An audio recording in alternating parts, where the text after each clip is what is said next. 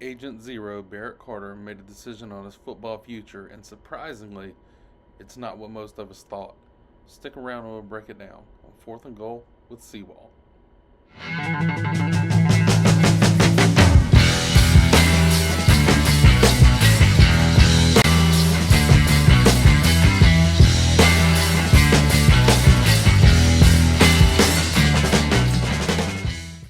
Before we get into the video, if you're new to the channel, do me a favor, hit that like and subscribe button.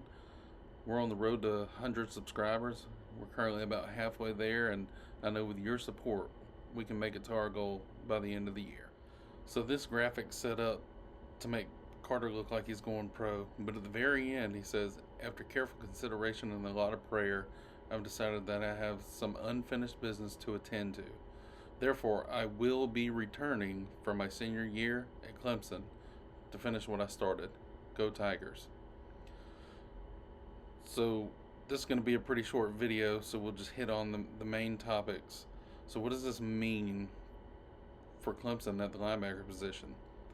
Well, it means they're getting a second team All-ACC linebacker back. They don't have to hit the transfer portal to bring in a veteran guy to kind of help lead that linebacker room, because Clemson's very young in the linebacker position. You know, behind Carter and Wade Woodaz, you've got true freshmen that will be sophomore and redshirt freshmen that'll be redshirt sophomore. And then you bring in Sammy Brown and Drew Woodaz. Sammy Brown's a 5-star. So long story short, they have much more experience in that position than they would have had Carter went pro. Secondly, this allows Dabo and his roster management team to really hit the portal for more defensive end, offensive line help where it's really more needed. Also, this is probably a real testament to Clemson's NIL, and I say that because Barrett Carter probably got his draft grade back and said, hey, most likely it's a second or third round grade, and he's betting on himself. He knows he can become a first rounder if he improves his game in certain areas, mainly open field tackling. So Clemson's NIL was likely able to give Barrett Carter what he would have made to come back if he would have went in the NFL draft as a second or third round pick.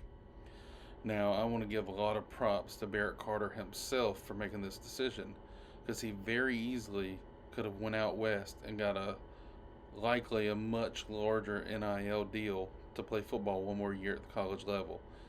So this is a real testament to the way Dabo Swinney runs his program, and then the way they have their processes set up for NIL.